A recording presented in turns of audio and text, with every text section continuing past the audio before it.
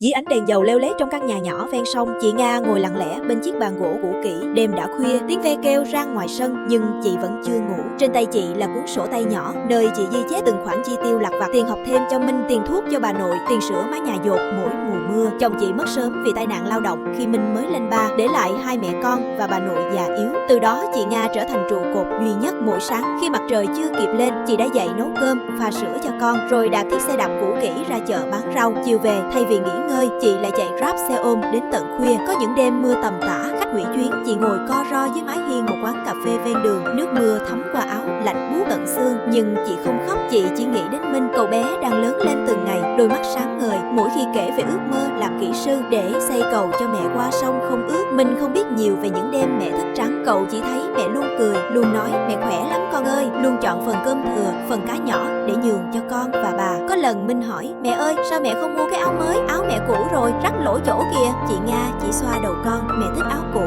mà quen tay, con cứ học giỏi là mẹ vui rồi. Rồi một hôm Minh bị sốt cao, bác sĩ bảo cần nhập viện gấp vì viêm phổi, tiền viện phí vài chục triệu, con số khổng lồ với một người bán rau chạy xe ôm như chị bán hết chiếc nhẫn cưới, chỉ vợ cuối cùng của chồng, rồi vay mượn khắp nơi. Đêm nằm bên giường bệnh con, chị lặng lẽ lau nước mắt thì thầm: mẹ xin lỗi con, mẹ chưa lo cho con được đầy đủ, nhưng mẹ hứa mẹ sẽ cố. Minh khỏi bệnh nhưng sức khỏe chị suy kiệt hẳn. Bà nội nhìn con dâu gầy guộc chỉ biết nắm tay khóc: con khổ quá Nga ơi. Chị vẫn cười: mẹ ơi, con chịu được, chỉ cần Minh khỏe mạnh, học hành tử tế, sau này nó sẽ không phải khổ như mẹ nó. Năm Minh thi đại học, chị Nga đã ốm nặng, bác sĩ bảo phải phẫu thuật khối u ở phổi, hậu quả của những năm tháng hút khói bụi, thức khuya, ăn uống thất thường. Nhưng chị giấu con, chị bảo mẹ chỉ mệt chút thôi, thi xong mẹ sẽ đi khám. Minh thi đỗ nguyện vọng đầu, học bổng toàn phần. Ngày nhận giấy báo, cậu chạy về nhà ôm chầm lấy mẹ: con đỗ rồi mẹ ơi, con sẽ xây cầu, sẽ mua nhà to cho mẹ. Chị Nga nằm trên giường bệnh, nhìn con trai cao lớn, nước mắt lăn dài. Chị nắm tay Minh, giọng yếu ớt: con ơi,